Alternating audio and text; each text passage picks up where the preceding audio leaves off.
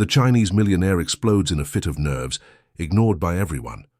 The entire street turns its back on his silent despair, until the plain-looking beggar woman appears and speaks Chinese like an angel.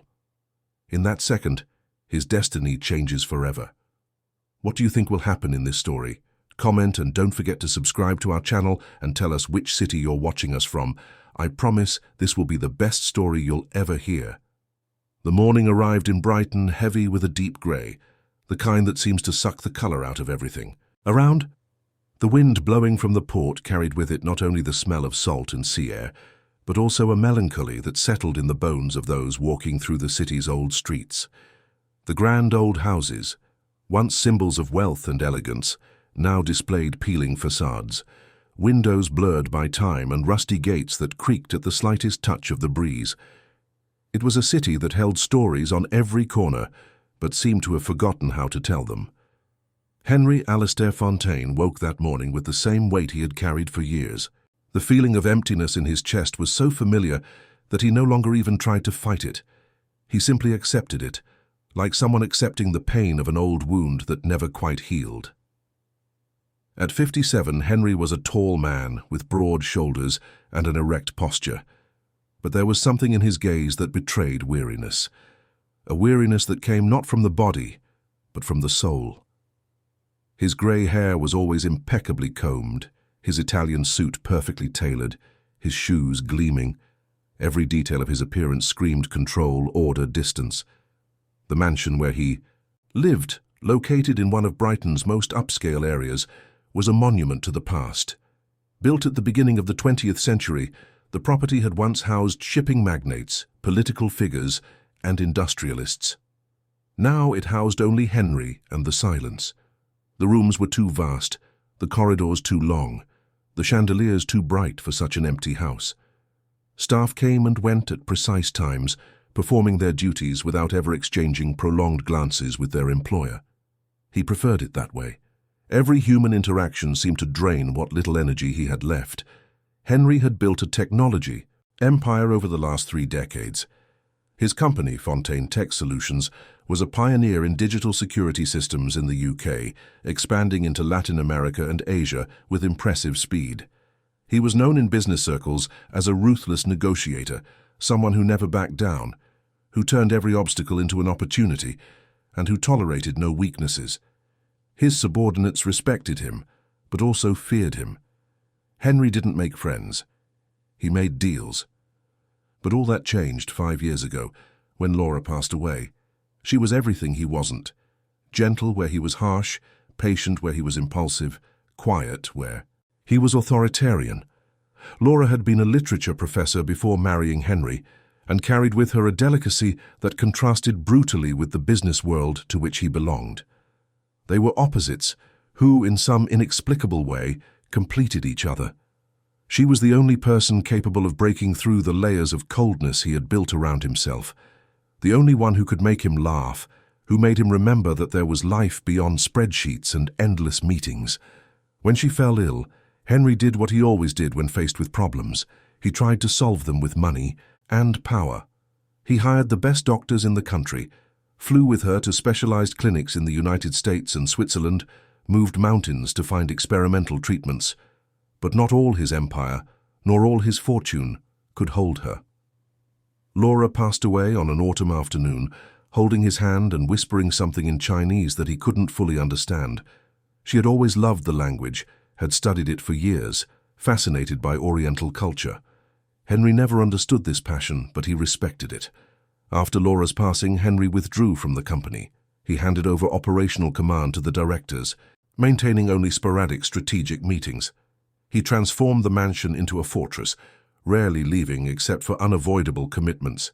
His days consisted of walking through empty corridors, leafing through books without really reading them, and dining alone at a table set for 10. He had become a ghost of himself, a man who continued breathing purely out of inertia. On that rainy morning, Henry had an unmissable appointment. A meeting with foreign investors who insisted on personally discussing a merger that could reposition Fontaine Tech in the international market. He didn't want to go. He didn't want to leave the house, didn't want to feign interest, didn't want to play the role of the successful magnate when all he felt was indifference. But his lawyers had been emphatic. His presence was essential. So, as always, Henry prepared himself. Dark grey suit, navy blue tie, silver cufflinks. The mask was in place. Robert, his driver for 15 years, arrived punctually at 9 in the morning. He was a man of few words, which Henry appreciated.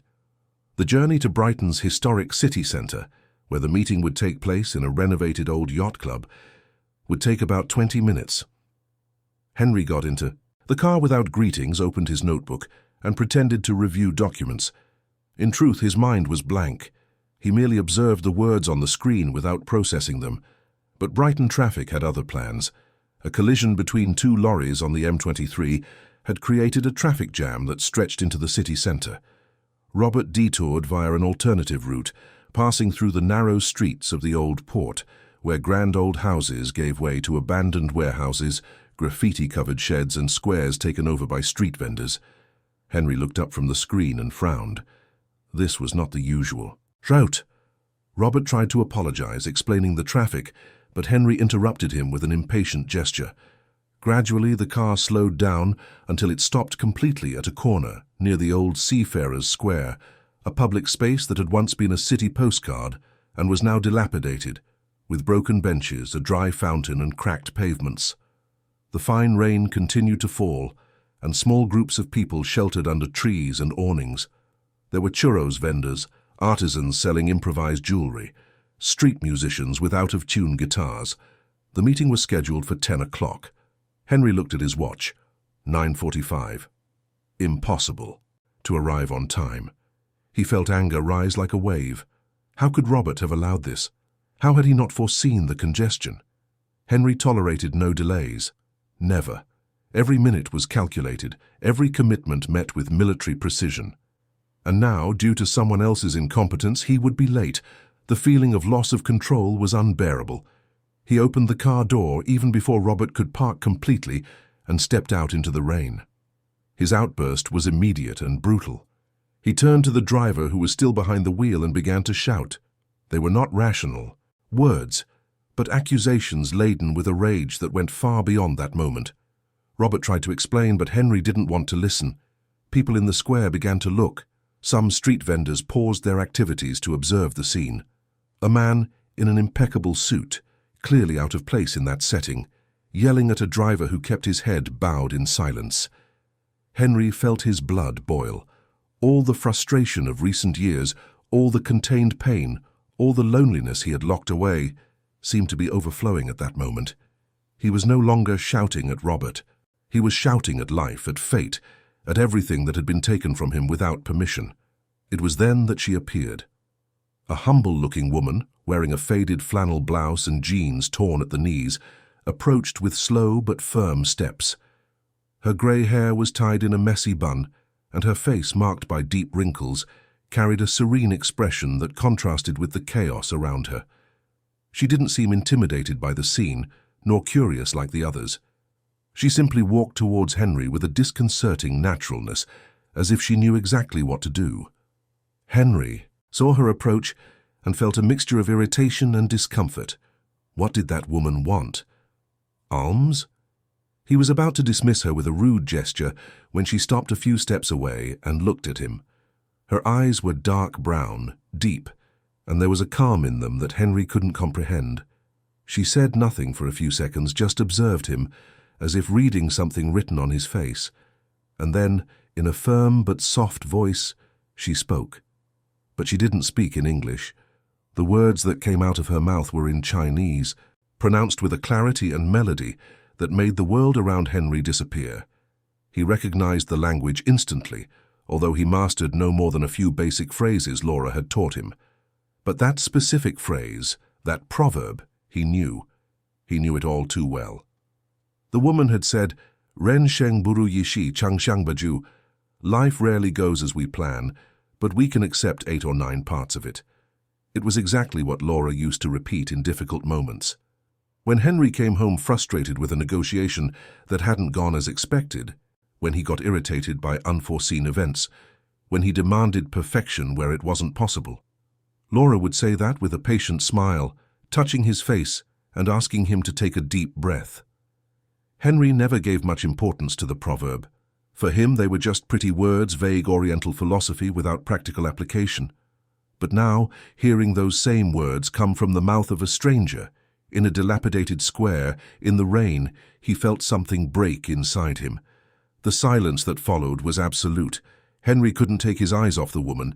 She hadn't approached asking for money, hadn't tried to comfort him or advise him. She had simply uttered those words and now waited, as if she knew he needed time to process them. The chaos of the square, the curious glances, the rain wetting his expensive suit, all of it disappeared. There was only him and that woman, and a proverb that opened a door to memories he had locked away for years. Henry swallowed hard. He felt his hands trembling slightly, something that hadn't happened in a long time. His voice came out lower, almost hesitant, when he finally managed to speak. "How do you know that phrase?" The woman tilted her head slightly, a subtle gesture of acknowledgement. "I spent many years in China," she said in English, with an accent that betrayed a formal education. That proverb is common there. It helps people not to demand the impossible from themselves or from life.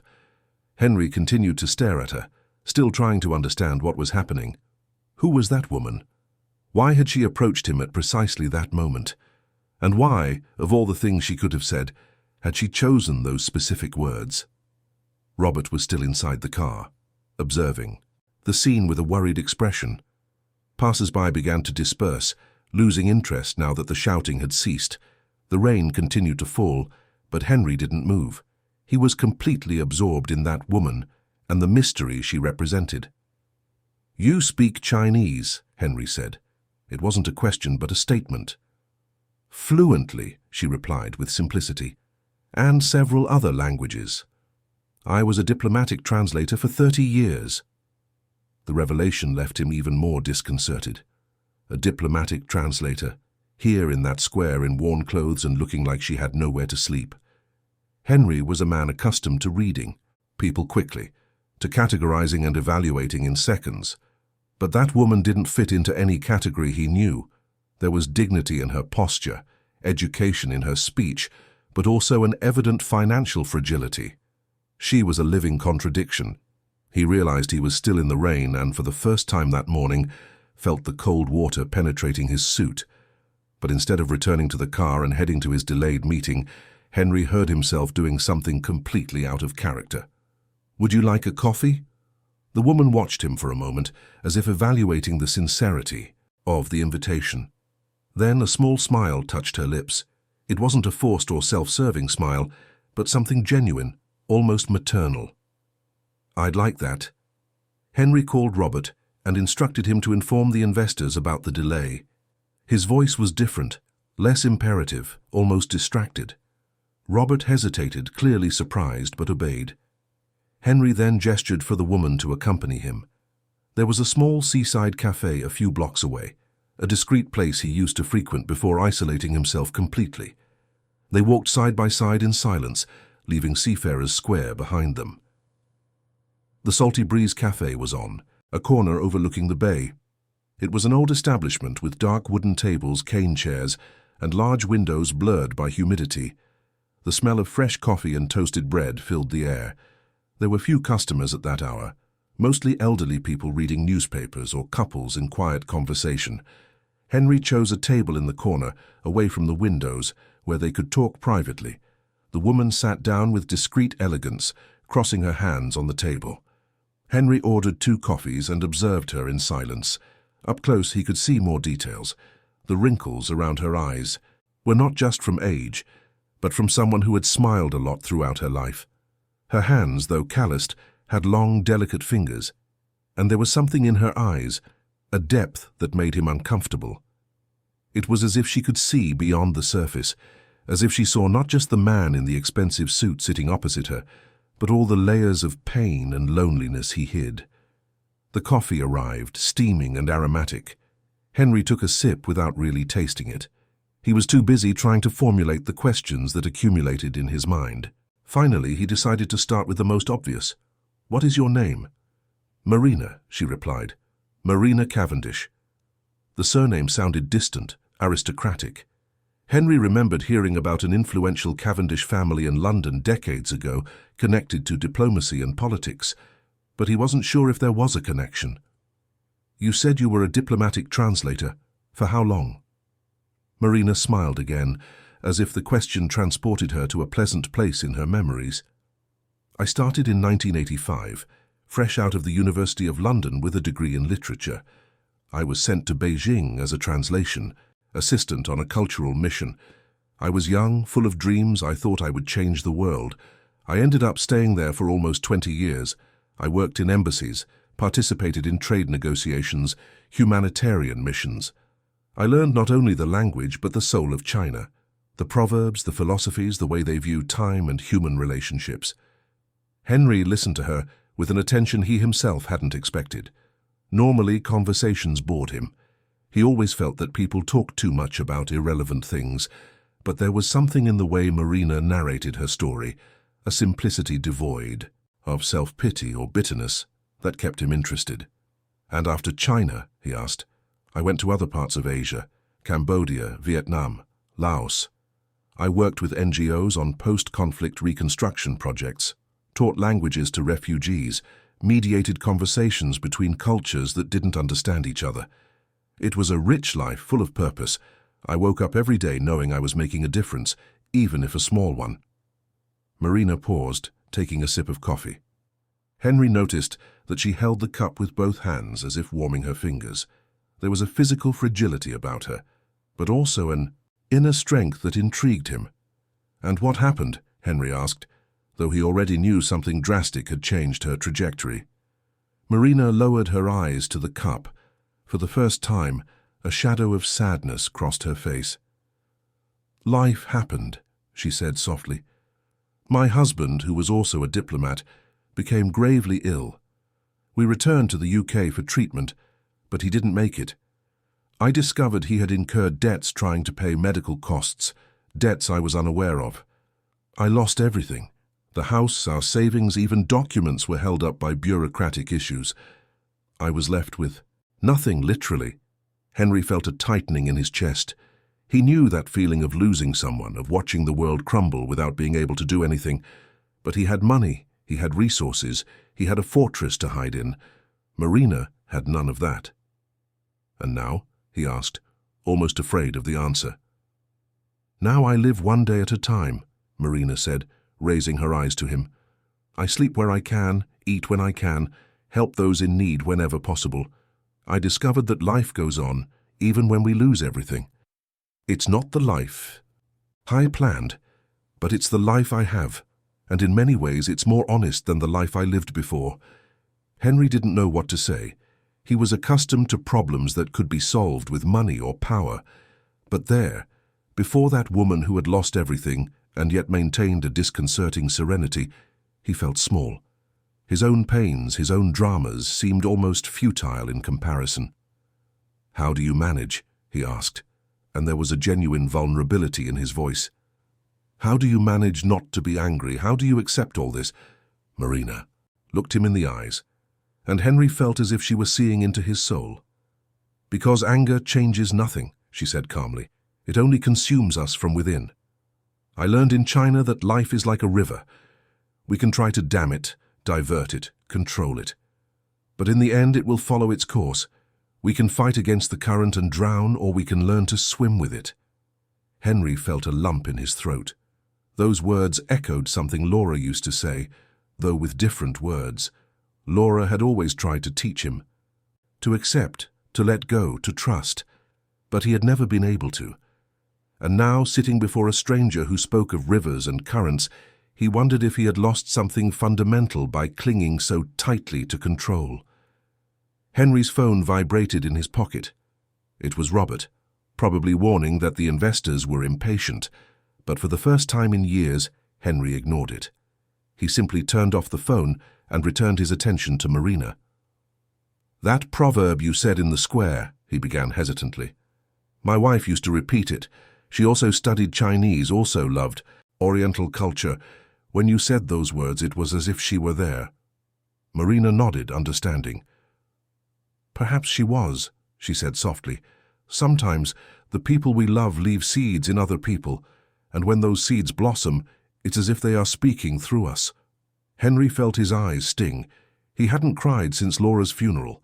He had promised himself he would never again allow himself that weakness. But at that moment, sitting in a modest cafe with a woman who should have been invisible to someone like him, he felt his defenses begin to crumble. They continued talking for almost 2 hours.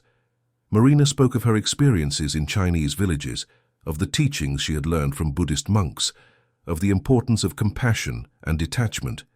Henry, in turn, found himself saying things he hadn't said in years, about the loneliness in the mansion, about the emptiness that no amount of money could fill, about the fear of forming new bonds because he couldn't bear to lose again. When they finally stood to leave, Henry did something impulsive. He offered Marina money so she could stay in a hotel, at least for a few nights. She refused gently, but firmly. "I don't need charity," she said, "but I appreciate the conversation. It was a gift." Henry insisted, but Marina was unyielding. She bid him farewell with a nod and began to walk away. Henry stood still, watching her disappear among the pedestrians. He felt a strange urgency, a desire to call her back, not to let her go, but he didn't know what to say. In the following days, Henry couldn't get her out of his head. He cancelled meetings, ignored calls, spent hours looking out the mansion window without seeing anything. The image of Marina, her words, her serene gaze, all of it haunted him. He found himself thinking about the proverb, trying to understand what Laura had tried to teach him all those years. Life rarely goes as we plan, but we can accept 8 or 9 parts of it. Had he wasted years fighting against the part he couldn't control? Had he lost the 8 or 9 good parts while fixating on the one that was missing? A week after their encounter, Henry couldn't take it anymore. He dressed in simple clothes, something he hadn't done in years, and returned to Seafarers Square. He walked among the street vendors, observed the street musicians, searched every face for the woman who had disarmed him with a simple proverb. And then he saw her, sitting on a bench near the dry fountain, talking to a group of children who seemed fascinated by her stories. Henry approached slowly, almost afraid to interrupt. Marina looked up and saw him. Her face lit up with a genuine smile, as if she had been waiting for him. And perhaps she had. Perhaps she knew from the very first moment that this encounter was only the beginning of something much bigger, something that would change them both forever. In the days that followed their second meeting in Seafarers Square, Henry found himself doing something he hadn't done in years, leaving the house for no apparent reason. There were no scheduled meetings, no unmissable appointments, no social obligations, just a restlessness that pushed him out of the mansion walls into the streets of Brighton's old town, to that dilapidated square where Marina seemed to live among the city's invisible. He wouldn't admit to himself what he was doing. He told himself he needed to walk, that the doctor had recommended more exercise, that it was important to stay in touch with the reality of the city where he lived. But the truth, the one he avoided facing, was simpler and more disturbing. He wanted to see her again. He wanted to hear her serene voice, her proverbs that seemed to carry centuries of wisdom, her way of looking at the world without bitterness, despite all she had lost. Marina was always there, sometimes sitting on the bench near the fountain, talking to the children who sold sweets at traffic lights, other times helping an elderly lady set up her craft stall, or simply observing the movement of the square with that serenity Henry couldn't comprehend. She never seemed surprised when he appeared. She just smiled, as if expecting him, and continued what she was doing, allowing Henry to approach at his own pace. It was during one of these visits, the 3rd or 4th time Henry returned to the square, that he finally had the courage to ask a question that had bothered him since the first day. "Where do you sleep, Marina?" She was helping a young man fix his hot dog cart when Henry asked. She didn't look up immediately, only finished tightening a loose screw before turning to him. "Why do you want to know?" she asked, without hostility, just genuine curiosity. Henry hesitated. He didn't quite know why he wanted to know. Or maybe he did, but didn't want to admit that he cared. "Because," he began, searching for the right words, "because you shouldn't be sleeping on the street. You are a diplomatic translator, for goodness sake. You speak 6 languages, worked in embassies, helped in humanitarian missions. It doesn't make sense." Marina wiped her hands on an old cloth and stood up. Her gaze was gentle, but there was also a firmness in it. "Life doesn't always make sense, Henry, but that doesn't make it any less valid. And to answer your question, I sleep there." She pointed to an awning on the opposite corner of the square where some sleeping bags and cardboard were piled. "It's not much, but it protects me from the rain, and I'm not alone. There's old man Joseph, Mrs. Celia, Paulie. We form a kind of family." Henry felt something contract in his chest.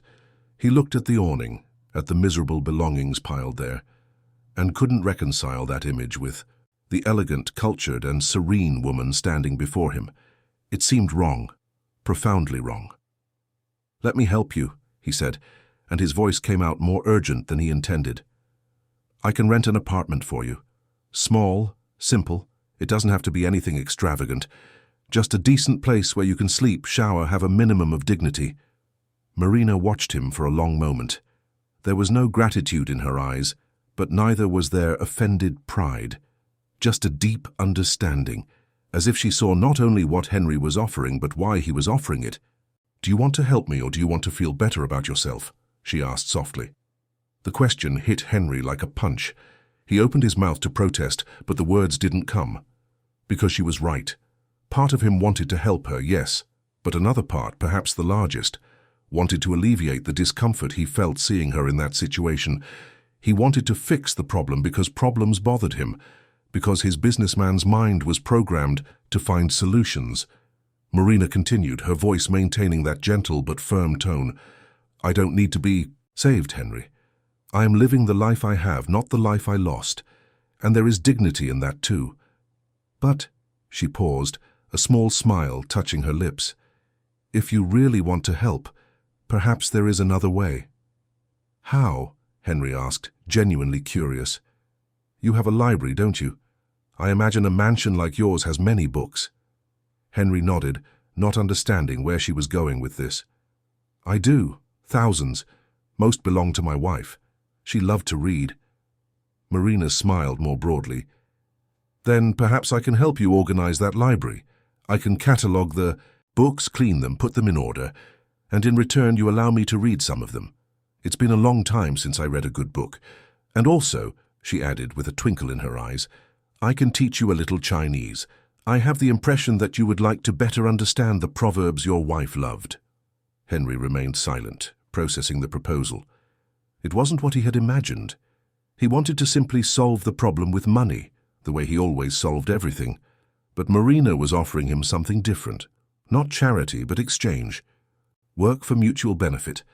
And something in that symmetry attracted him, although he couldn't explain why. "All right," he said finally. "You can start tomorrow if you like." Marina extended her hand. Henry shook it, feeling the firmness of her grip despite the woman's apparent fragility. The next day, Marina appeared at the mansion gates punctually at 9 in the morning.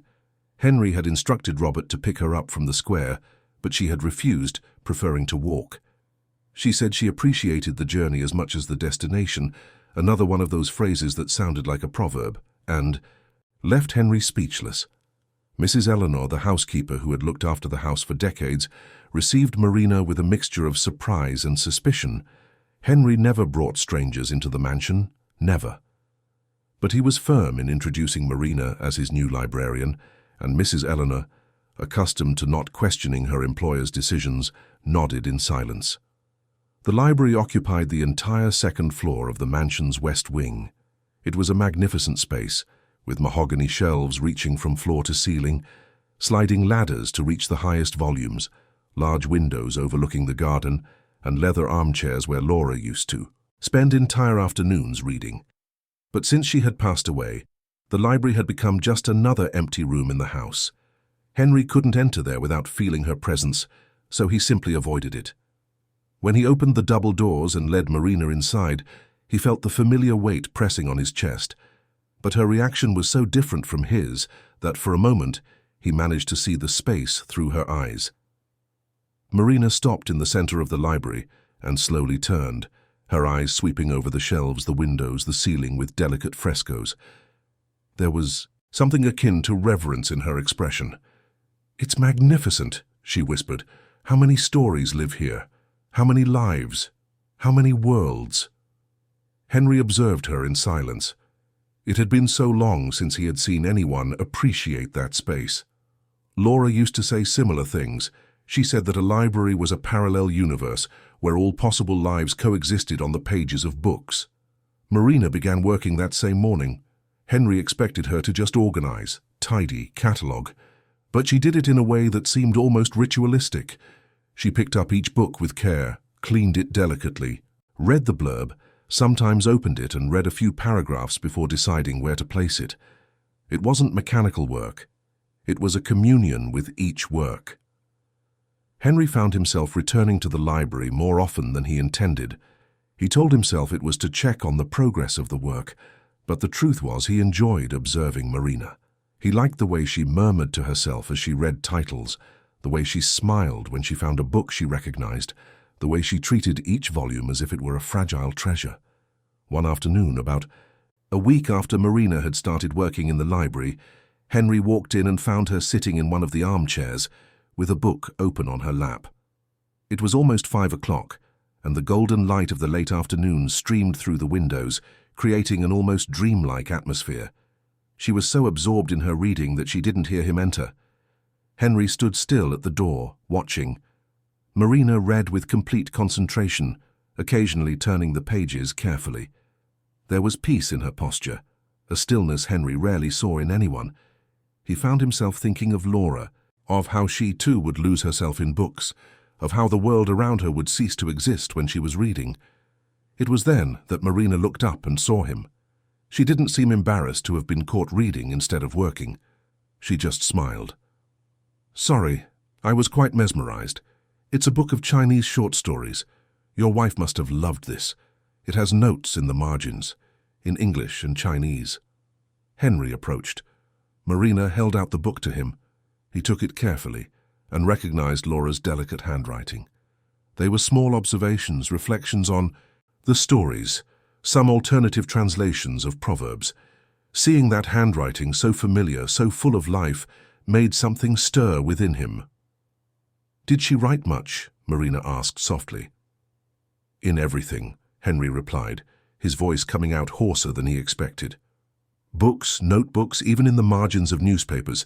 She said writing was her way of conversing with ideas." Marina nodded, understanding. She was wise. Writing helps us process what we feel. It's a way to bring order to internal chaos. Henry returned the book to Marina and sat in the armchair next to her.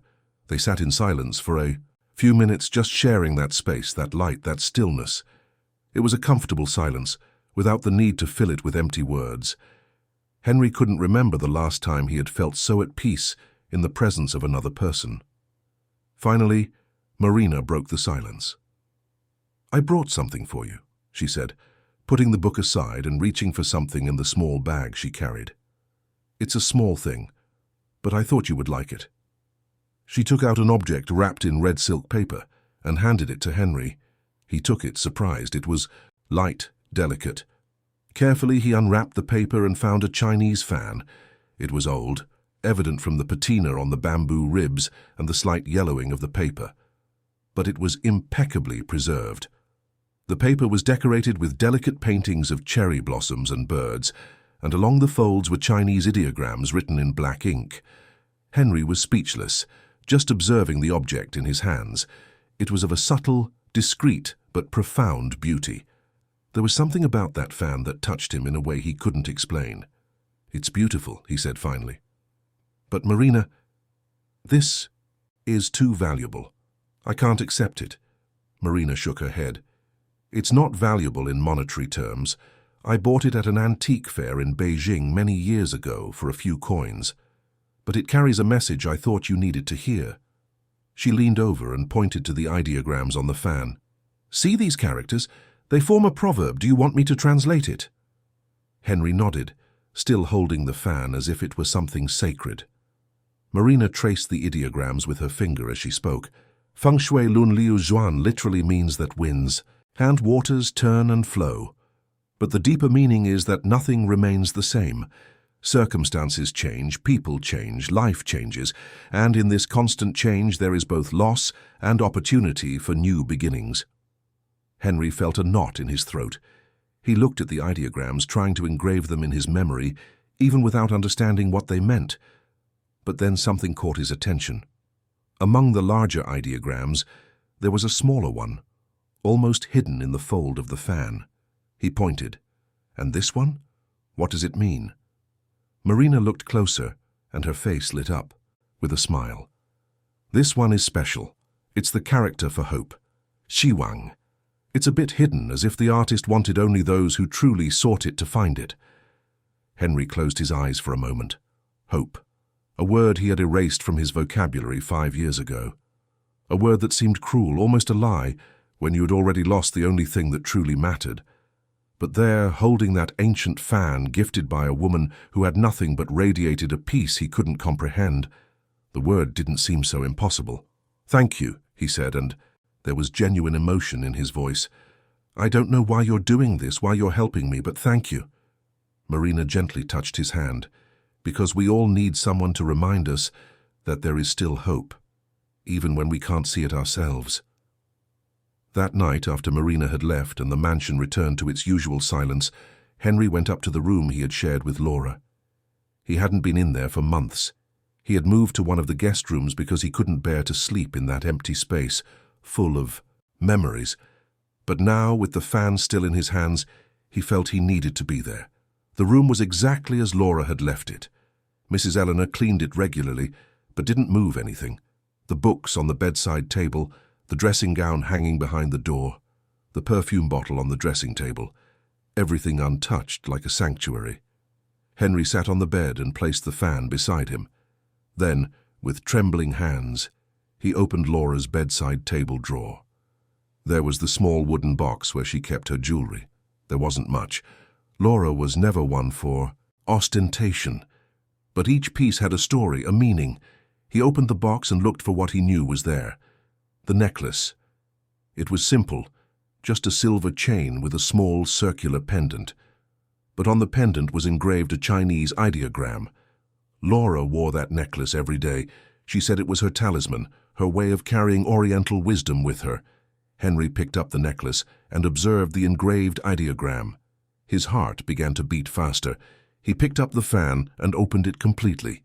Observing the characters painted there, he compared it with the pendant of the necklace. And then he saw. It was the same ideogram, exactly the same. Shiwang, hope. Henry felt as if the ground had disappeared beneath his feet. His hands trembled so much he almost dropped the necklace. How was this possible?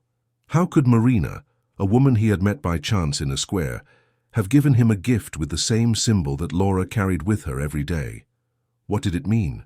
Was it just a coincidence?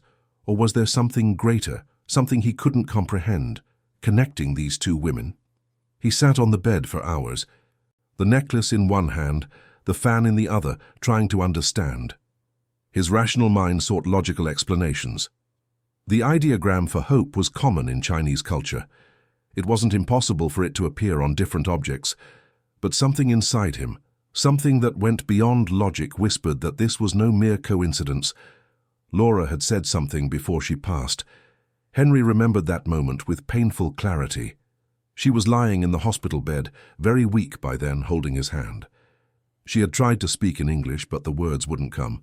Then she switched to Chinese, that language she loved, and said something he hadn't been able to fully understand. He had heard the words, but didn't know what they meant. And then she was gone. Henry had always wondered what Laura had tried to tell him in those last moments. He had always carried the guilt of not having understood, of not having learned the language that was so important to her. But now, with Marina in his life, perhaps he had a chance to discover. In the following days, Henry found himself changing in unexpected ways. Small things, almost imperceptible, but which together formed a significant transformation. He began to spend more time in the library, not just observing Marina work, but truly conversing with her. She told him stories from China, of the places she had visited, of the people she had met. and he discovered that he enjoyed listening. He liked the way she painted images with words, how she transformed experiences into narratives that transported him to worlds he had never known. Marina also began to teach him Chinese, as she had promised.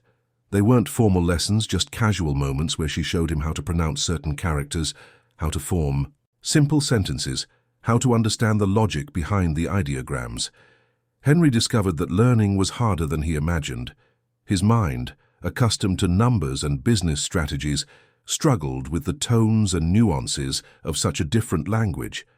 But he persevered, driven by something beyond mere academic interest. Every word he learned brought him closer to Laura, helped him understand a little more of the world she loved so much. And the more time he spent with Marina, the more Henry began to change in his other relationships as well. Mrs. Eleanor was the first to notice. Henry, who for years had barely spoken to the staff, began to ask how she was, if she needed anything, if her family was well. These were small courtesies, but they completely transformed the atmosphere of the house. Robert, the driver, also noticed the change. Henry began to treat him with more patience, less harshness. He even apologized for the outburst in the square weeks ago, something Robert would never have expected to hear from his employer.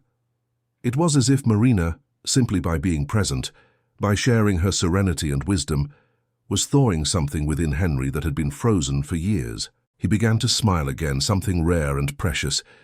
He began to look out the windows and truly see the garden, the trees, the birds.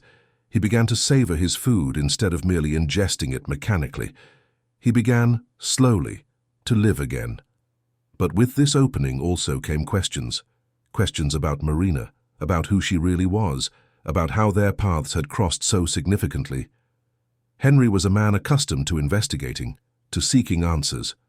So, one afternoon, after Marina had already left, he decided to search. He went to his office and turned on his computer. He began to look for information about Marina Cavendish. It wasn't difficult to find. Her name appeared in various old diplomatic documents, in lists of accredited translators, in records of humanitarian missions. She truly had been who she said she was, a respected professional, sought after, someone who had dedicated her life to connecting cultures and people. But it was when he dug deeper, when he cross-referenced dates and locations, that Henry found something that took his breath away. There was a record dated 2003 of a trade mission between the UK and a Chinese technology consortium. Marina had been the official translator, and the British company involved in the negotiation was Fontaine Tech Solutions, Henry's company. He vaguely remembered that deal. It had been one of the largest in the company's history, opening doors to the Asian market that resulted in years of exponential growth. But Henry never personally participated in the translation meetings. He delegated those tasks. So it was possible that he and Marina had been in the same building, perhaps even on the same floor, without ever actually meeting. Their paths had already crossed more than 20 years ago. She had been, indirectly, a fundamental part of his business success. And now, decades later, when he was at rock bottom and so was she, their paths were crossing again. This time, not as businessman and translator, but as two lost souls who, in some way, were finding each other. Henry turned off the computer and sat in the dark of his office for a long time. The universe, or fate, or whatever greater force governed human lives, had a peculiar sense of humor. Or perhaps, he thought, remembering Marina's teachings, there were no coincidences, only encounters that were destined to happen at the right time. That night, Henry picked up the Chinese fan and Laura's necklace. He placed them side by side on his desk and observed them in the lamplight.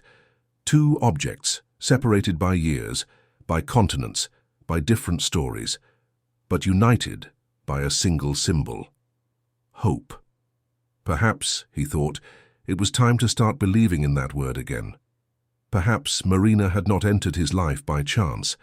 Perhaps Laura, in some way he didn't understand, had sent Marina to him, not to replace her, but to remind him that there were still reasons to live, to connect, to feel. Henry slept that night in the room he had shared with Laura for the first time in years, and for the first time in years he had no nightmares. He dreamed of Chinese gardens, of fans dancing in the wind, of a feminine voice reciting proverbs in Mandarin. And when he woke, the first thing he did was reach for the phone to call Marina and invite her for breakfast at the mansion. Because there were questions he needed to ask, mysteries he needed to unravel. But more than that, because for the first time in a long time he was curious about the future. And that, he discovered, was a wonderfully frightening feeling. Breakfast at the Fontaine mansion was served on the veranda overlooking the gardens. It was a sunny Sunday, rare in Brighton at that time of year, and the morning light bathed everything in a soft gold that made even the antique furniture look new. Mrs. Eleanor had prepared a lavish table, fresh bread, various cold cuts, sliced fruit, natural juices, and the aromatic coffee she insisted on grinding fresh. Marina arrived punctually at 8, brought by Robert, who, following Henry's new instructions, had picked her up from the square. With utmost courtesy, she wore the same simple clothes as always, but there was something different in her demeanor that morning. A lightness, perhaps, or a quiet anticipation, as if she knew something important was about to happen. Henry received her personally in the entrance hall, something that surprised Mrs. Eleanor to the point of almost dropping the tray of bread she was carrying. In all the years she had worked there, she had never seen her employer receive anyone in this manner. He always waited in some distant room, letting the staff usher visitors to him, but there he was standing at the door with a discreet smile that made his face almost unrecognizable. "Marina, thank you for coming," he said, and there was a sincerity in his voice that she immediately recognized. "Thank you for the invitation," she replied, "and for sending the car. It wasn't necessary, but it was kind." They walked together to the veranda. Henry pulled out a chair for Marina to sit, another gesture that surprised her. Not because it was extraordinary in itself, but because it came from a man she knew had spent years locked in his own pain, unable to see beyond himself. As they served themselves, they chatted about pleasantries. Marina commented on the beauty of the gardens, how the rose bushes were in bloom despite the season. Henry spoke about the history of the mansion, how Laura had insisted on planting every tree and every flower personally, transforming what was merely a formal garden into something alive and full of personality. But Henry knew he hadn't invited Marina just for a pleasant breakfast. There were questions burning inside him, discoveries he needed to share, mysteries he needed to unravel. So, when they finished eating and Mrs. Eleanor cleared the dishes, he finally gathered the courage to speak. "Marina, I started researching you. I hope you don't mind." She watched him for a moment without judgment in her eyes. "I don't mind. It's natural that you would want to know more. I would have done the same." Henry nodded, relieved not to have offended her. "I discovered that you worked on the negotiation between my company and a Chinese consortium in 2003. You were the official translator." Marina tilted her head, recalling, "Fontaine Tech Solutions, yes, I remember. It was a complex negotiation. It took weeks. There were significant cultural differences that needed to be mediated beyond simple word translation." "Our paths had already crossed," Henry said softly. "More than 20 years ago. You were fundamental to one of the biggest deals in my company's history. And I didn't even know you existed." Marina smiled with a gentle sadness. "Translators are like shadows, Henry. Essential but invisible. Our job is to make other people understand each other, not to draw attention to ourselves." I was used to that. "But it wasn't just that," Henry continued, leaning slightly forward. "There was more. The fan you gave me, the symbol on it. Hope. It's the same symbol that was engraved on the necklace my wife wore every day. Exactly the same." Marina was silent for a moment, processing the information. Her eyes widened slightly, the only indication that this had surprised her. "The same?" she asked softly. Henry took the necklace from his pocket where he had kept it, after spending the entire night looking at it. He placed it on the table, the small silver pendant gleaming in the sunlight. Marina picked it up carefully, observing the engraved ideogram. Then she took her bag and pulled out a small notebook she always carried with her. She opened it to a specific page where there were sketches of various Chinese characters, each with its variations and meanings. "Si Wang," she said, comparing the symbol on the necklace with her notes. Hope. It's one of the most beautiful characters in the Chinese language, and also one of the most common. Many people wear it on necklaces, tattoos, paintings. Henry knew this. His rational side told him it was just a coincidence, but his heart, that part of him he had learned to ignore for so long, whispered something different. I know, it might be a coincidence, he said. But Marina, ever since you entered my life, I've felt as if Laura is trying to tell me something. As if you were, I don't know, a messenger. Marina closed the notebook and held Henry's hand on the table. It was a simple gesture but full of compassion. Perhaps she is, she said softly, or perhaps the universe is simply reminding us that there is still hope, even when all seems lost. I don't know if I believe in messengers or divine signs, Henry, but I believe in connections. I believe that certain people enter our lives at the exact moment we need them. Henry felt his eyes sting. He didn't want to cry, not in front of her, but it was getting harder and harder to hold back the emotions that had been dammed up for so long. She said something before she passed, he confessed, his voice trembling. Laura. She was in the hospital, very weak. She tried to speak in English, but couldn't.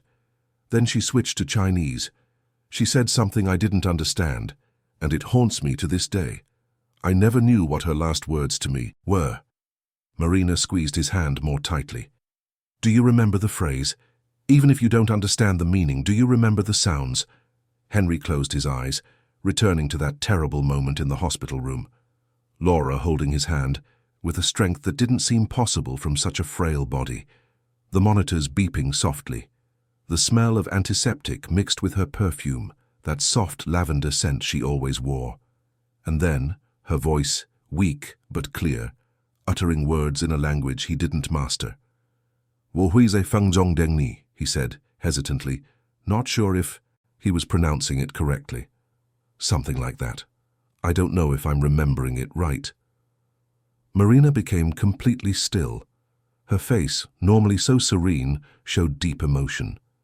Tears began to stream silently down her cheeks. Henry immediately became alarmed. Marina, what's wrong? Did I say something wrong? She shook her head, trying to regain her composure. No, you didn't say anything wrong. It's just that, she paused, wiping her tears.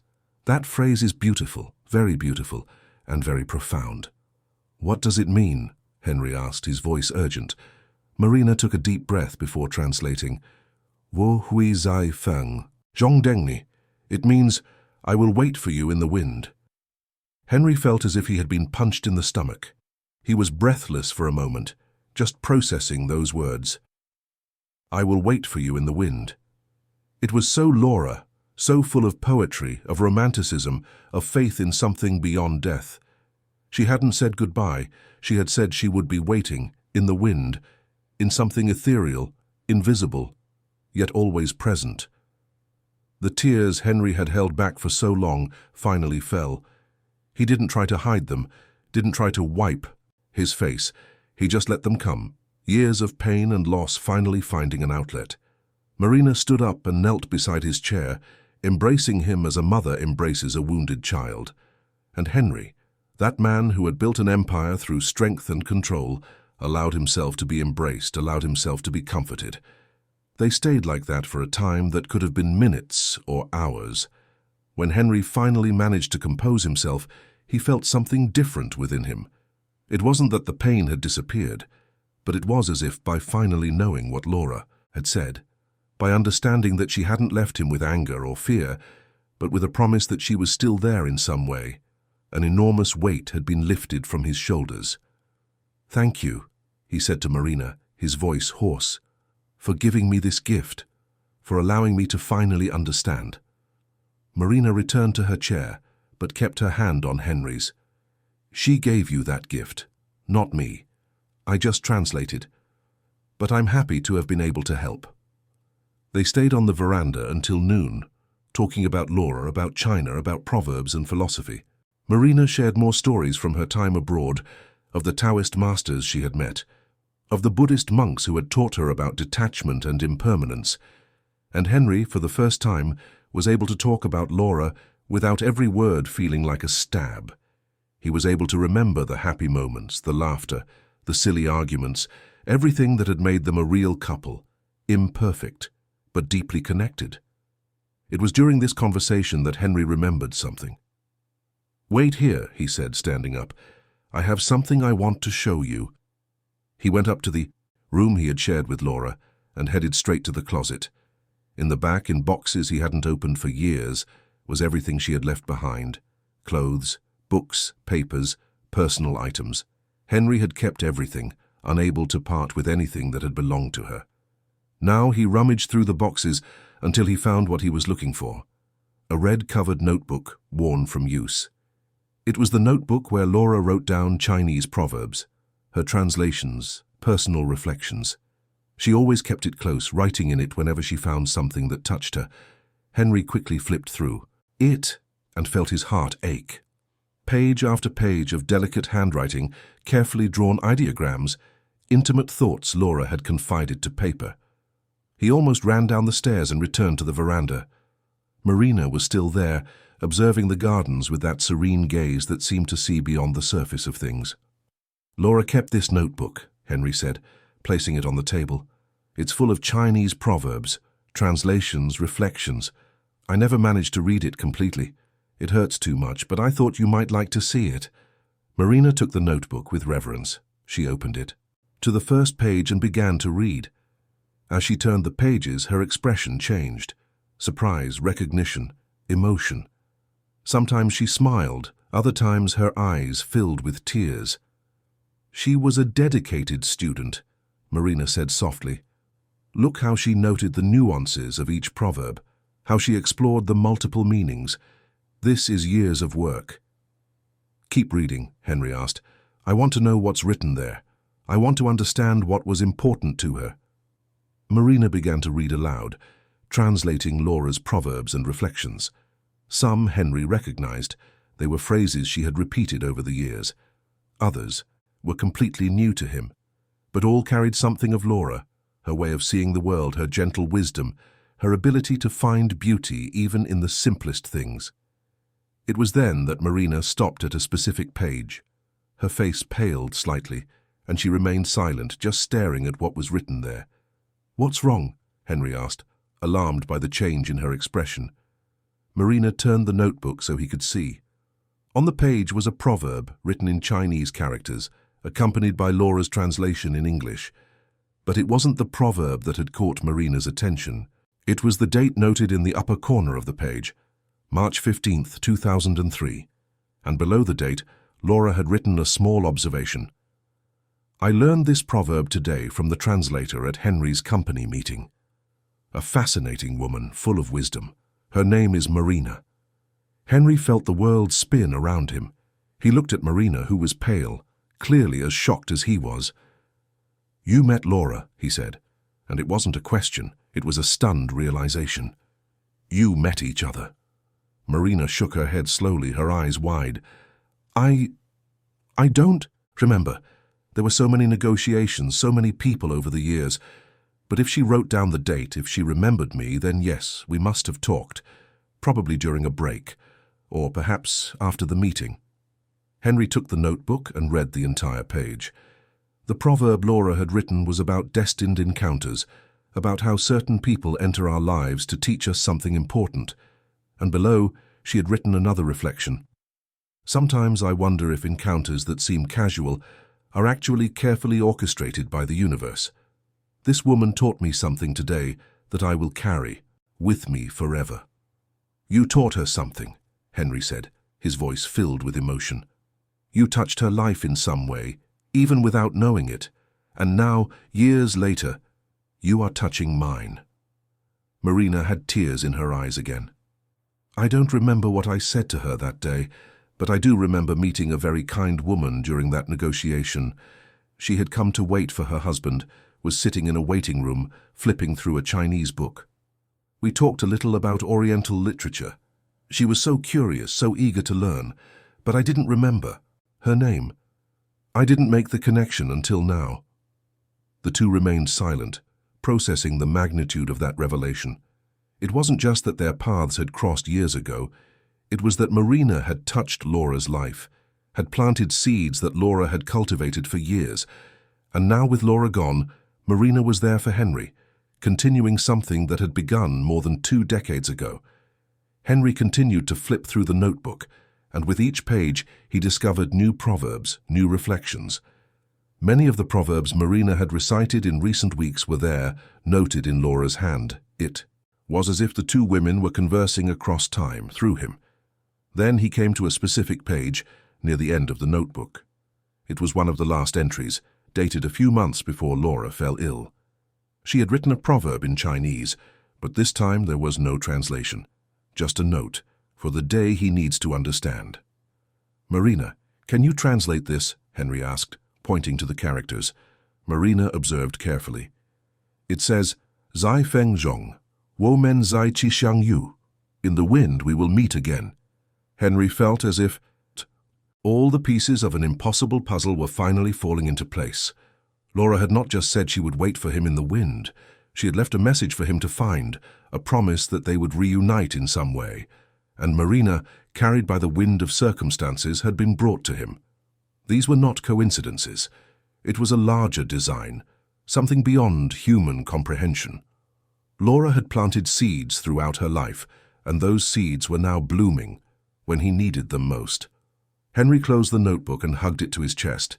Then he looked at Marina, and there was pure gratitude in his eyes. "You're not just a friend," he said.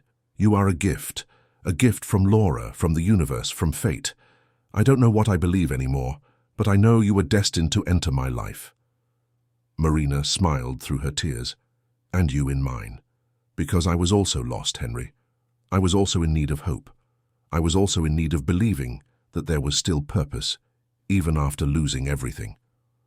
That afternoon, after lunch was served and the table cleared, Marina returned to the library to continue her work. But this time Henry accompanied her.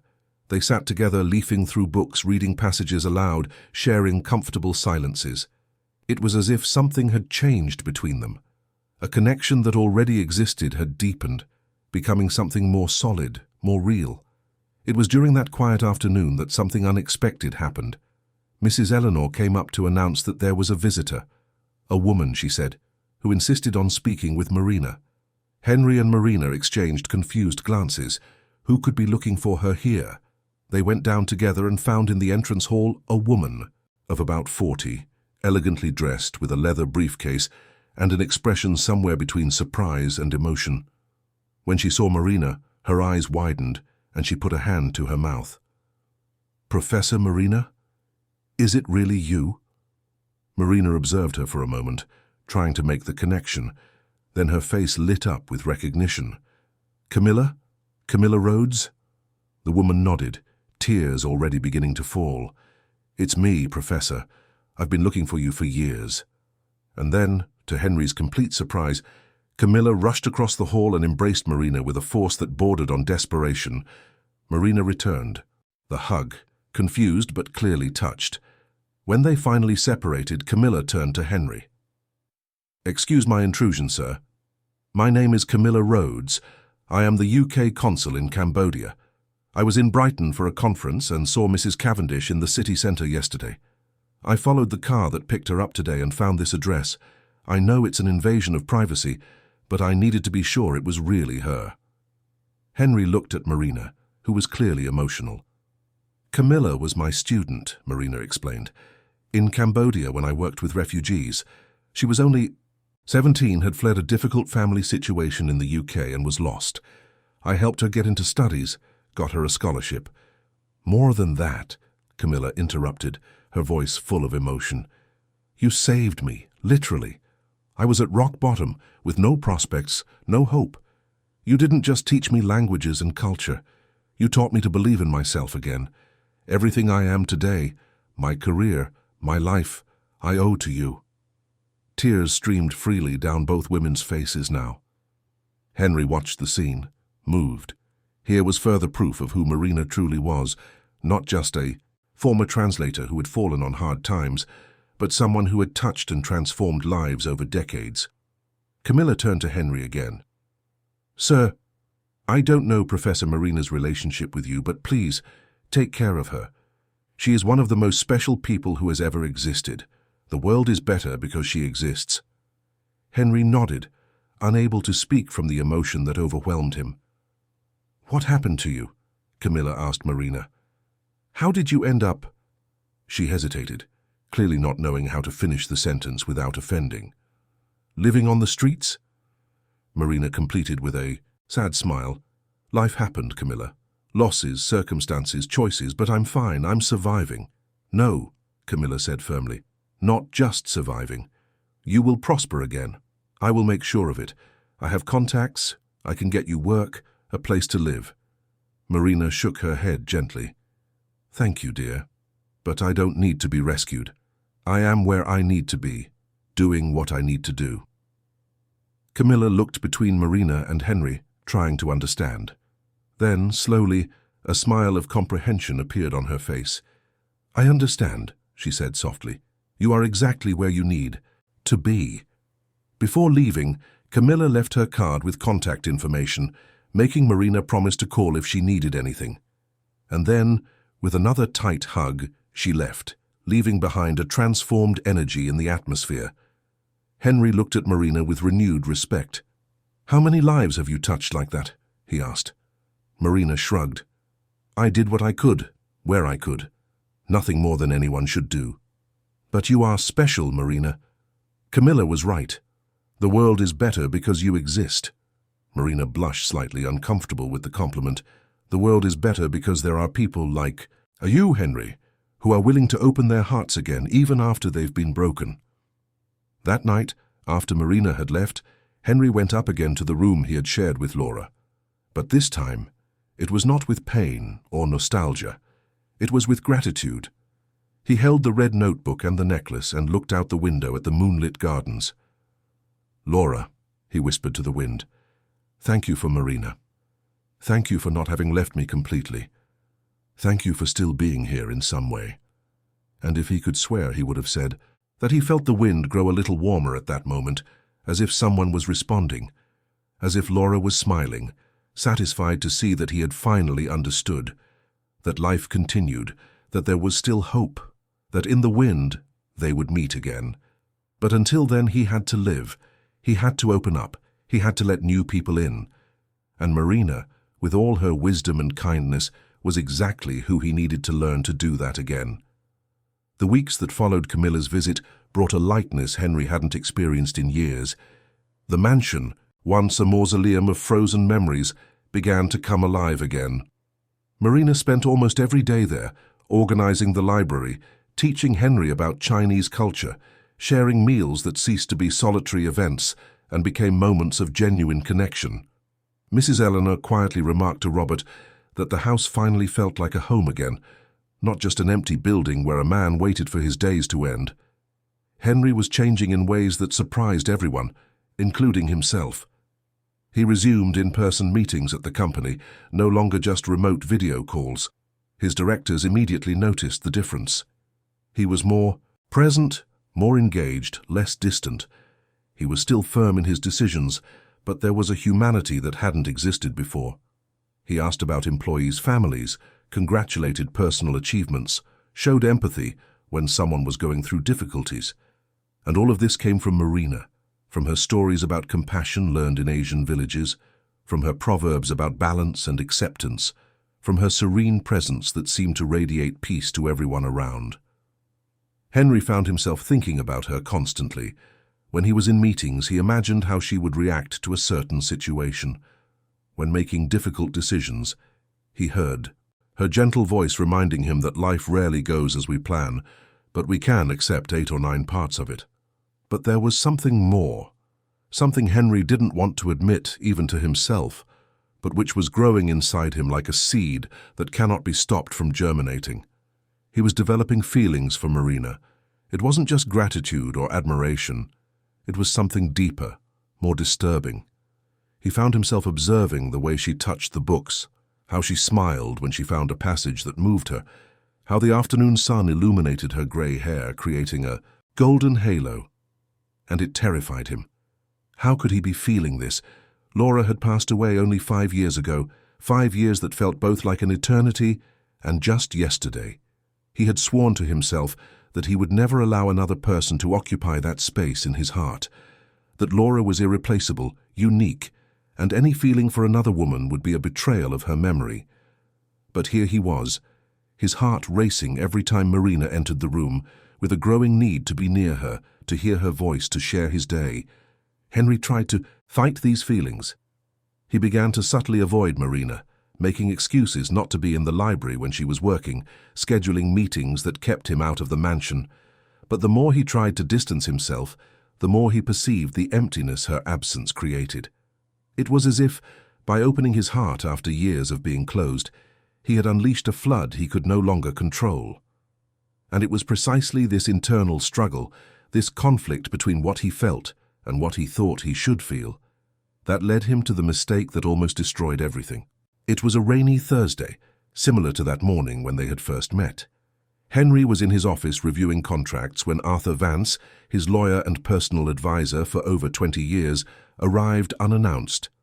Arthur was a serious-looking man, always in a dark suit and conservative tie, with a perpetually worried expression that came from decades of dealing with the legal aspects of Henry's business. "Henry, we need to talk," Arthur said, closing the door behind him with a solemnity that immediately put Henry on alert. "What happened?" Arthur placed a folder on the table and opened it, revealing documents and some printed photographs. "It's about this woman you've been bringing to your house, Marina Cavendish." Henry felt his blood run cold. His tone immediately became defensive. "What about her?" Arthur sighed, as if he was about to deliver bad news to someone who didn't want to hear it.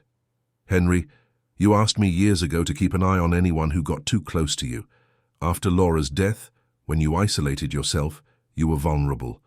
You said you didn't want to be a target for opportunists. I remember, so what? I had Marina investigated, and things don't add up, Henry." Arthur began to point to the documents. "She really was a diplomatic translator, that's true, but the story about how she lost everything has gaps. Her husband's debts weren't as large as she suggests. There were resources, assets that should have been sufficient. And more importantly, she disappeared for almost a year before appearing in Brighton. No one knows where she was or what she was doing." Henry felt anger beginning to grow within him, but he didn't know if it was anger at Arthur for investigating Marina, or fear that there might be truth in what he was hearing. "What are you implying?" Arthur leaned forward, his expression serious. "I'm saying that a highly educated woman with international connections, capable of speaking 6 languages, doesn't end up living on the streets by chance. Either she's running from something or she's hiding something, and now she's inside your house, has full access to your library, your routine, your personal life." "She's working in the library because I offered," Henry said, his voice rising. "And how much are you paying her?" Arthur asked. Henry hesitated. The truth was, he wasn't paying her anything. Marina had refused any financial compensation beyond the meals she had at the house. She said the exchange was fair. She organized the books and in return had access to them and the conversations they had. "See," Arthur continued, "she doesn't want money now, because she's playing a longer game. She's gaining your trust, becoming indispensable, and when you're completely emotionally dependent on her, she'll ask for something. And it will be something much bigger than a librarian's salary." Henry stood up abruptly, his chair scraping loudly on the floor. "You don't know her. You know nothing about her." "And you do," Arthur retorted, also standing. "Henry, you've been alone for 5 years. Anyone who shows a little kindness will seem like an angel. But I've seen this happen dozens of times with men in your situation. Rich, vulnerable, lonely men. They're perfect targets." "Get out," Henry said, his voice low but filled with rage. "Henry, I'm trying to protect you. Get out of my house. Now." Arthur calmly gathered his documents, putting them back in the folder. "I'll leave this here. Read it when you're calmer. And think about what I said. Think if it makes sense for a woman like her to be in this situation without there being something more behind it." After Arthur left, Henry stood still in the office, trembling with rage. But along with the rage, there was something worse: doubt. Because as much as he wanted to completely ignore what Arthur had said, part of him, That cynical part that had built an empire by trusting no one, whispered that maybe, just maybe, the lawyer had a point. He picked up the folder and began to read the documents. Reports from private investigators, public records, statements from people who had known Marina over the years. Most confirmed. Everything she had said. But there were gaps, periods of time where there were no records, where her whereabouts were unknown, and these gaps fed the doubt. Henry spent the next few hours in his office, poring over every page, every photo, every note. The more he read, the more confused he became. There was nothing definitively incriminating, but there were no complete answers either, and in the absence of certainty, fear began to grow. When Marina arrived the next morning, punctual as always, Henry was different. She noticed it immediately. There was a tension in him that hadn't existed before, a rigidity in his jaw, a coldness in his gaze that made her stop in the entrance hall as if she had hit an invisible wall. "Good morning, Henry," she said carefully. "Is everything all right?" "We need to talk," he replied, and his tone was the same he used in difficult negotiations, that emotionless tone that created distance. Marina followed him to the office, her heart tightening. Something was very wrong. Henry gestured for her to sit, but remained standing, placing the table between them like a barrier. "I want you to be honest with me," he began. "Completely honest." "I always have been," Marina replied, confused. Henry placed the folder on the table. "Where were you the year before you appeared in Brighton?" Marina blinked, clearly not expecting that question.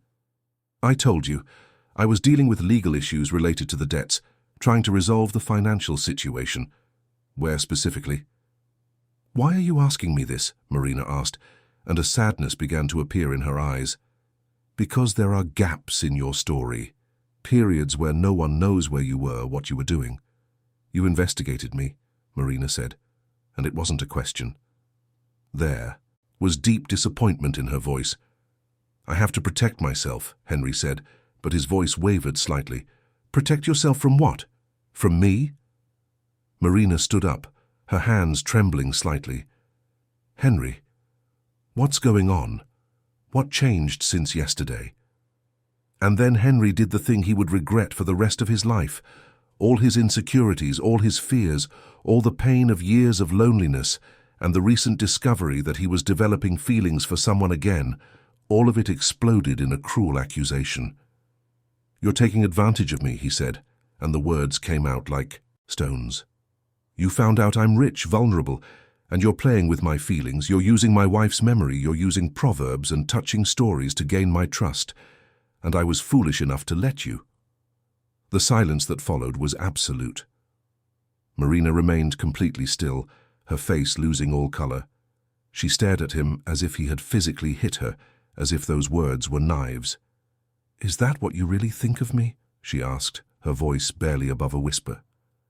Henry wanted to take it back, wanted to swallow those horrible words, but his pride, his fear wouldn't let him. So he just stood there in silence, and that silence was answer enough. Marina closed her eyes for a long moment. When she opened them again, there were tears, but also an unwavering dignity. "I didn't come to you, Henry. You found me. I asked for nothing. I refused every offer of financial help you made. I came to work here because you insisted, and because I truly believed we could help each other. I believed we were friends. I believed you had understood what I tried to teach about trust, about detachment, about seeing people beyond their circumstances." She picked up her bag, that same worn bag she had carried with her since the first day. "But I was wrong. You haven't changed as much as I thought. You're still locked behind your walls, seeing the world through lenses of distrust and control. And I can't help you with that. You need to truly want to change." "Marina," Henry began, but she raised her hand. "No, I'm leaving, and I won't be back. Not because you offended me, though you did deeply, but because I realized you're not ready yet, not ready to trust, to open up, to truly live." She walked to the door, then stopped and turned one last time. "The last thing I want you to know is that everything was true, every conversation, every proverb, every moment. It wasn't an act. It was me genuinely trying to help someone I recognized as a wounded soul, because I am also a wounded soul. But unlike you, I learned not to let my wounds prevent me from trusting again." and then she left. Henry heard her footsteps echoing down the corridor, heard the main door close, and he stood there alone in his office, surrounded by the documents of an investigation that now seemed as empty as he felt. The rest of the day passed in a blur. Henry tried to work but couldn't concentrate. He tried to read, but the words made no sense. He just sat there, replaying the scene in his mind repeatedly, each time hating himself more. He saw Marina's face when he made the accusation, saw the pain in her eyes, saw the disappointment. Mrs. Eleanor came up in the late afternoon to ask if he wanted dinner. She saw his state and, for the first time in all the years she had worked there, had the courage to speak her mind. "You made a terrible mistake, sir," she said softly. "That woman has a heart of gold. Anyone who spent 5 minutes with her would see that."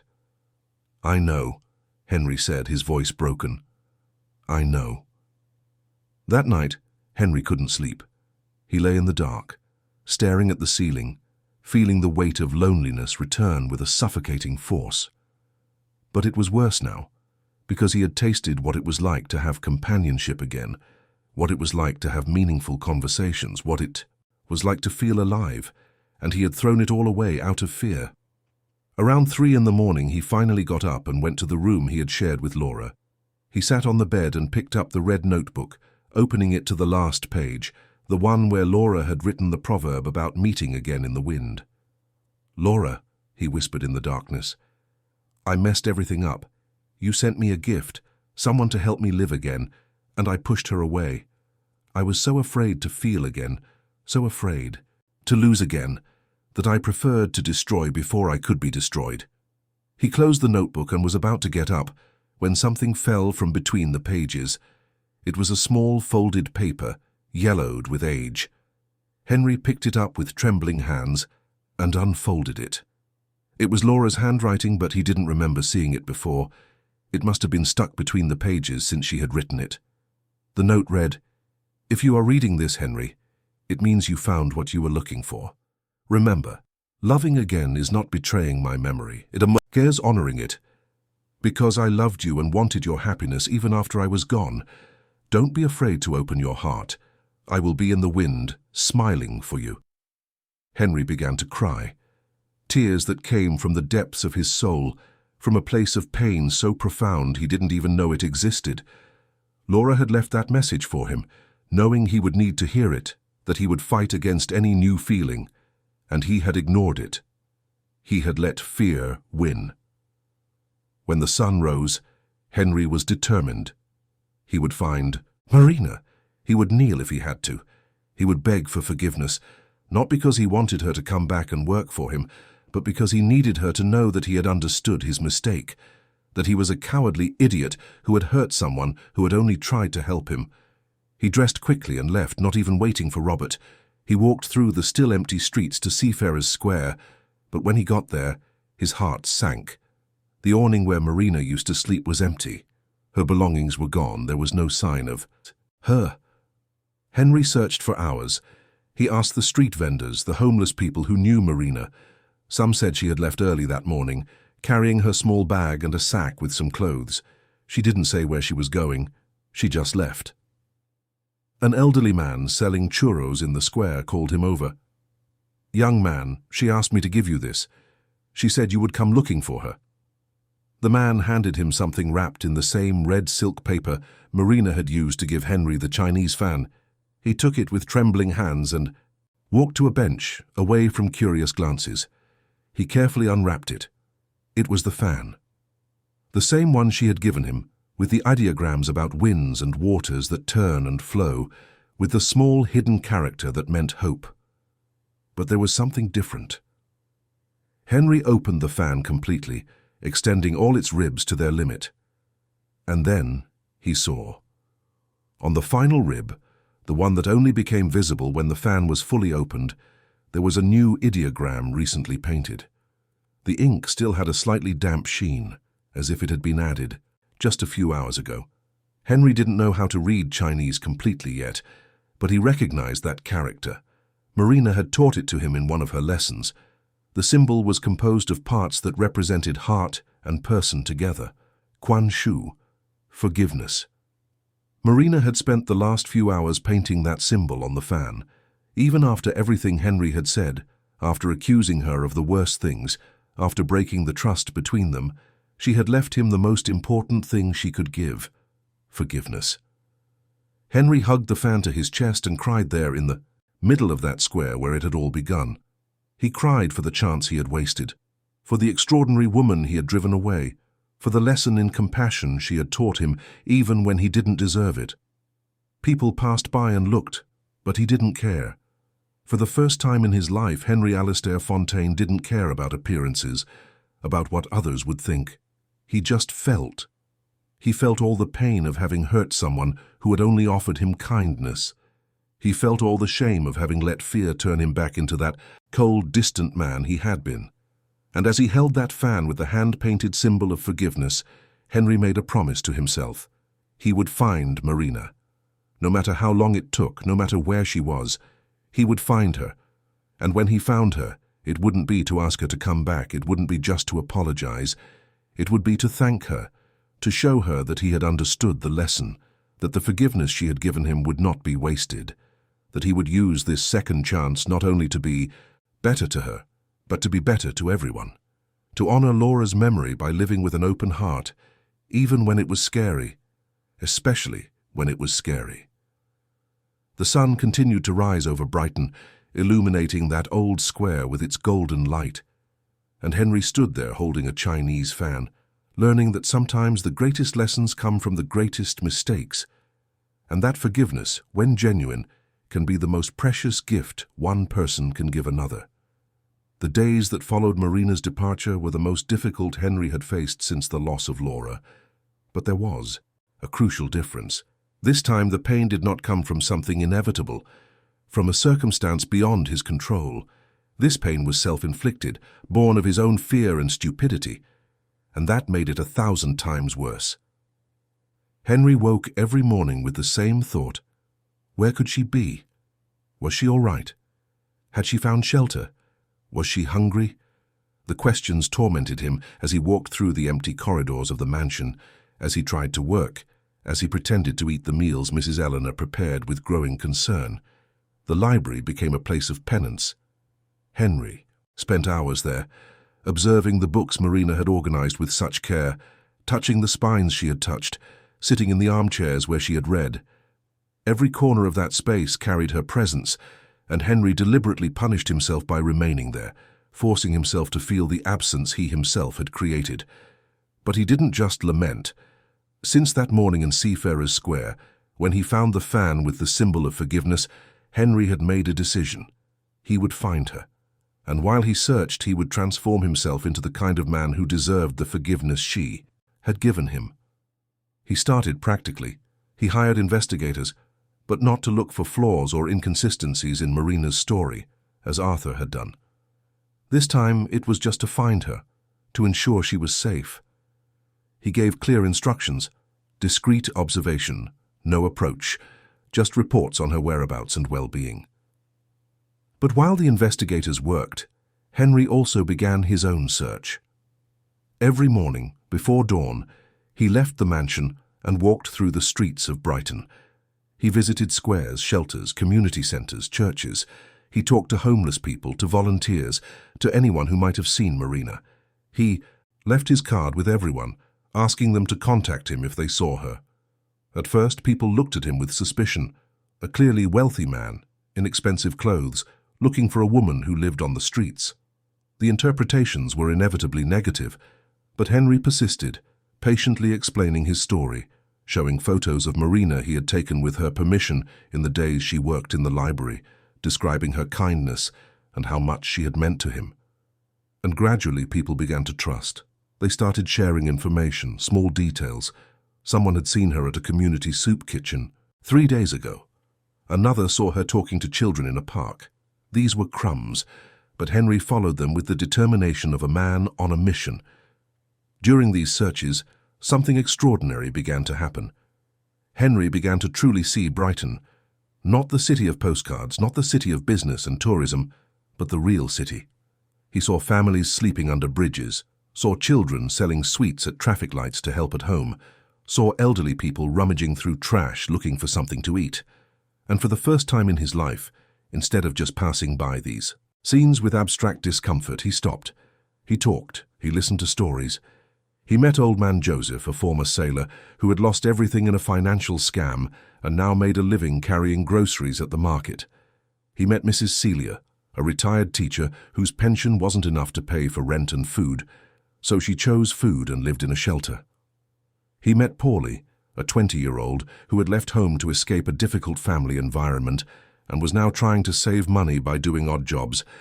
And the more Henry met these people, the more ashamed he became of his own previous attitudes, of how he had looked at Marina with suspicion simply because she lived on the streets, of how he had assumed there was something wrong with her, something she was hiding, when in reality she was just one of thousands of people who had been knocked down by life's circumstances and were trying to get back on their feet with dignity.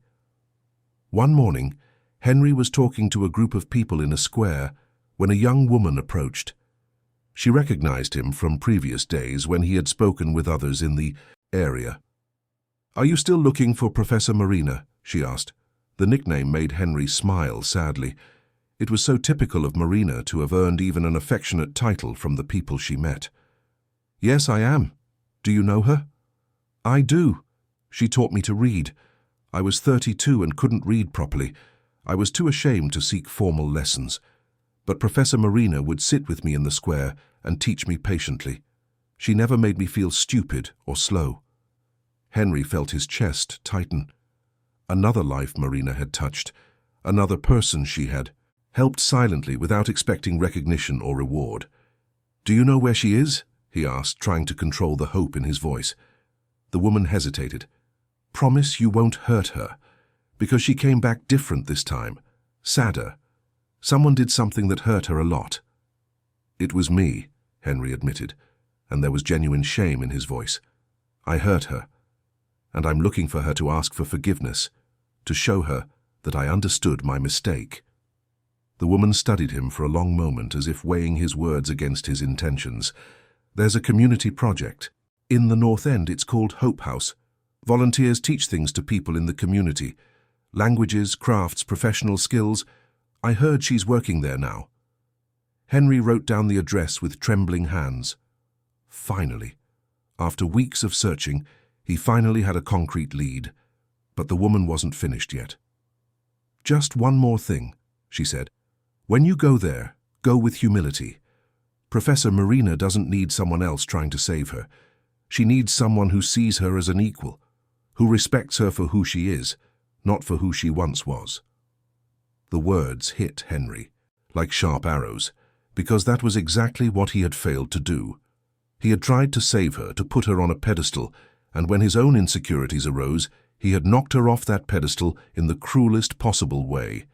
He had never simply accepted her as she was, an extraordinary woman going through a difficult time, but who had not lost her essence, her dignity, her worth. "Thank you," he said to the woman, "from the bottom of my heart, and I promise I'll do things differently this time." But Henry didn't go to Hope House immediately.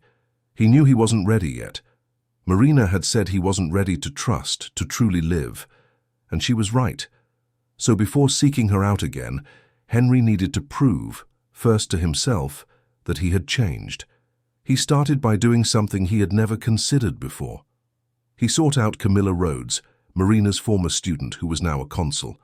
He invited her to lunch and, to his surprise, she readily accepted. Sitting in a discreet restaurant in central Brighton, Henry told her everything. He spared no details, didn't try to paint himself in a better light than he was. He told her about his insecurities, about Arthur's investigation, about the terrible accusation he had made, about how Marina had left, leaving only the fan with the symbol of forgiveness. Camilla listened in silence, her face showing various expressions: anger, sadness, understanding. When Henry finished, she remained quiet for a long moment before speaking.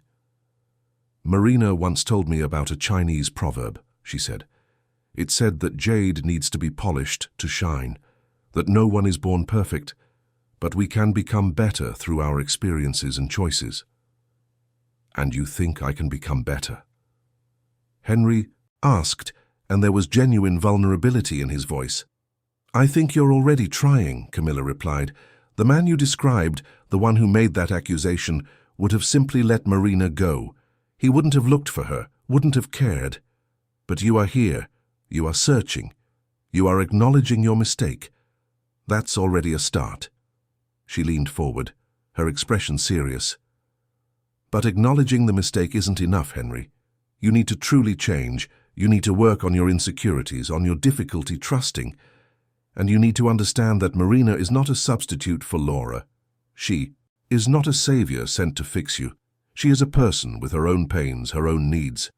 "I know," Henry said, "and that's why I won't go to her yet. I need to first prove to myself that I can be better."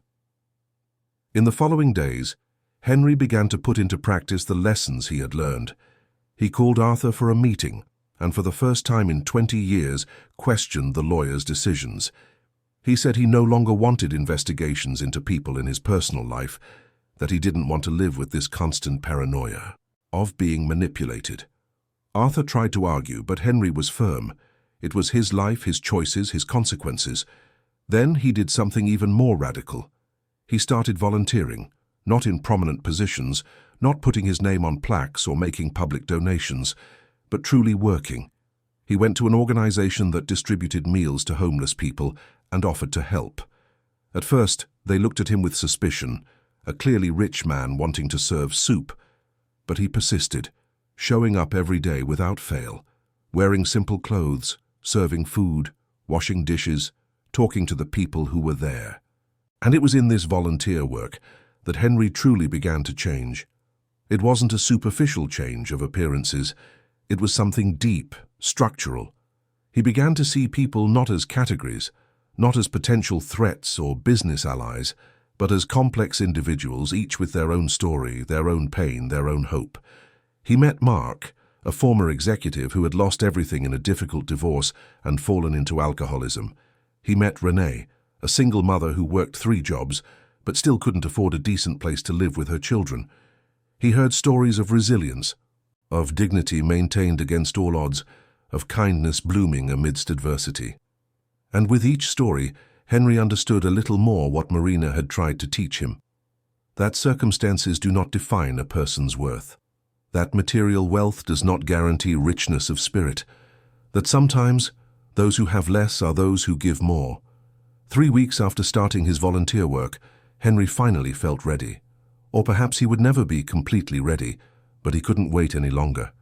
He needed to see Marina, to talk to her, not to ask her to come back, but simply to show her that he had understood, that the forgiveness she had given him had not been wasted. One sunny Saturday morning, Henry took the address the woman had given him weeks ago and walked to the north end of Brighton. Hope House was in a modest area of the city, in an old building that had clearly been renovated with limited resources but a lot of love. The walls were painted vibrant colors.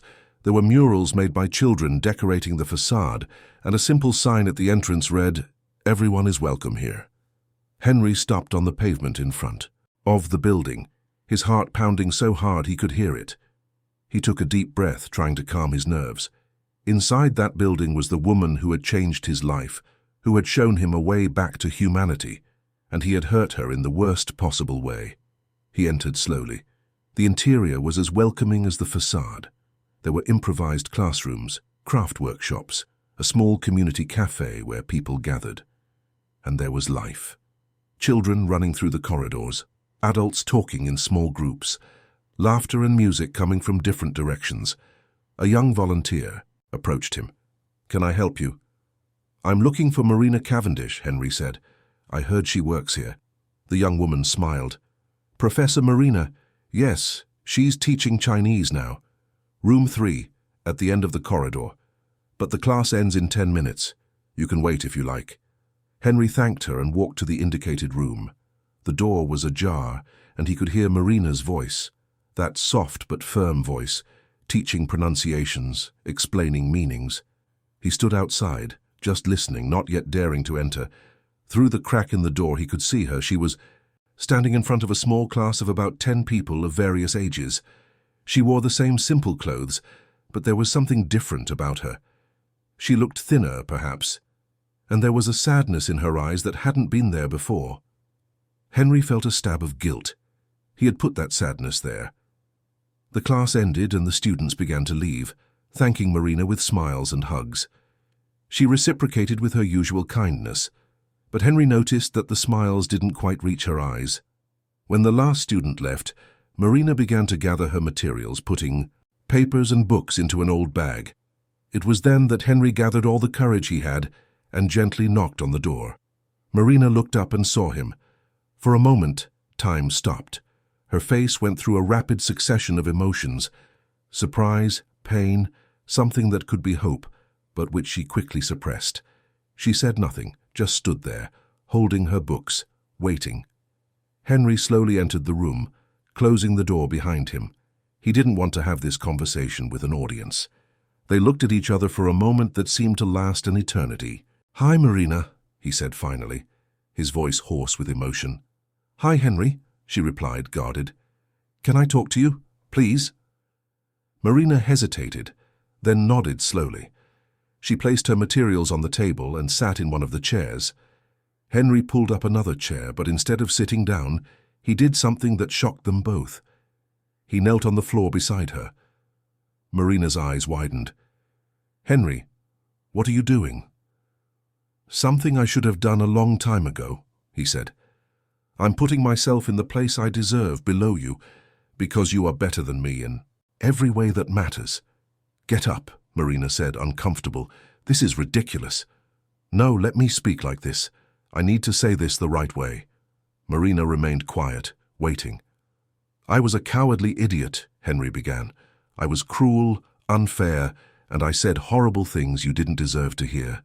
You opened your heart to me, shared your wisdom, your kindness, and I repaid you with suspicion and baseless accusations. And there's no excuse for it. None." "Henry," Marina began, but he gently raised his hand. "Please let me finish. I spent the last few weeks looking for you, not because I want you to come back and work in the library or because I want anything from you, but because I needed to find you to tell you that I understood. I understood everything you tried to teach me, about trust, about detachment, about seeing people beyond appearances." He took the fan from the inside pocket of his jacket, the fan she had left for him with the symbol of forgiveness. "You gave me this, even after everything I said, even after I broke your trust in the worst possible way. And that gesture, Marina, that gesture of undeserved forgiveness, transformed me more than anything you could have said or done."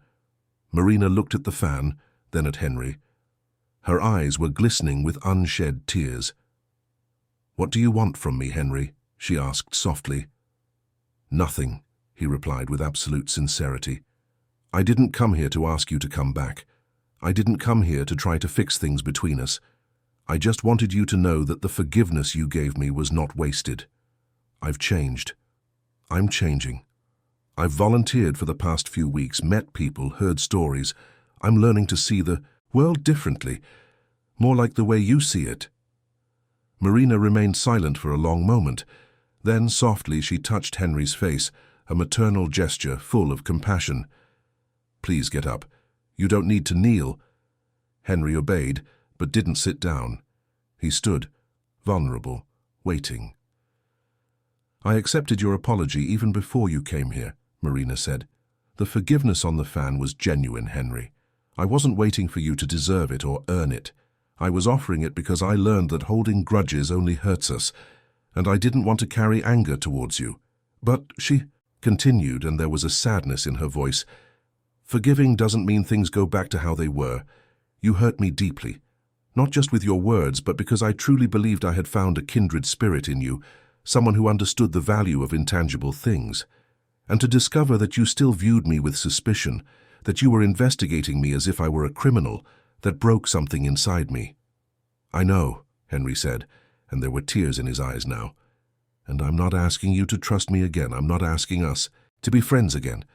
I just wanted you to know that your lessons weren't in vain, that you changed my life, even if it was for a short time."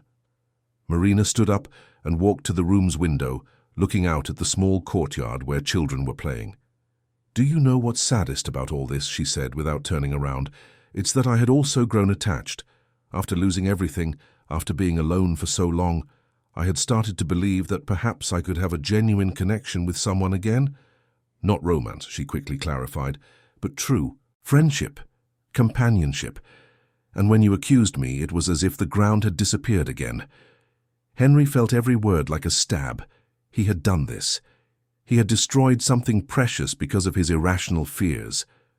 But, Marina continued, finally turning to look at him, one thing I've learned all these years is that endings are not necessarily permanent.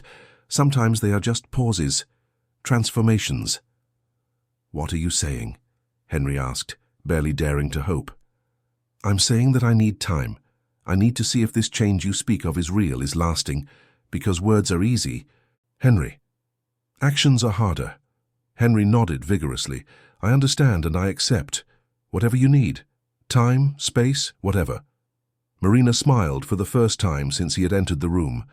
It was a small, cautious smile, but it was genuine. You can start by staying for the community lunch. It happens here every Saturday. Volunteers and community members eat together, talk. You would be welcome. Henry felt something release in his chest. It wasn't complete forgiveness. It wasn't total reconciliation, but it was a door ajar, a possibility. I'd love to, he said. And so, on that sunny Saturday afternoon, Henry Alistair Fontaine sat in a simple courtyard, surrounded by people he would never have met before, eating food served on plastic plates, and felt more at home than he had felt in years. Marina was there, not by his side, but visible, helping to serve, talking to others, occasionally casting a glance in his direction. Glances that still carried caution, but also something more. Something that could be, with time and patience, hope. Henry didn't try to get too close. He didn't try to force conversation or attention. He just stayed there, helping where he could, being a silent, but useful presence. He washed dishes after lunch, helped organize the tables, talked to people who approached him. And when it was time to leave, he simply thanked Marina for allowing him to stay. Can I come back next week? He asked. Marina considered him for a moment, then nodded. You can. And Henry, bring what you've learned about trust and leave fear outside. This place is about hope, not suspicion. I will, he promised, and he kept his word. He returned the following Saturday, and the next and the next. Week after week, Henry became a constant presence at Hope House. He didn't try to monopolize Marina's time, didn't try to force deep conversations. He was just present, consistent, showing through actions that he had truly changed. And slowly, almost imperceptibly, the distance between them began to diminish. Marina began to smile more when she saw him. She began to invite him to help with specific projects. They began to have brief conversations that gradually became longer, deeper. And Henry discovered something wonderful in this process. He discovered that he was becoming a better person, not because he wanted to win Marina back, but because he genuinely wanted to be better. The lessons she had tried to teach him had finally taken root, and he was flourishing in a way he never imagined possible.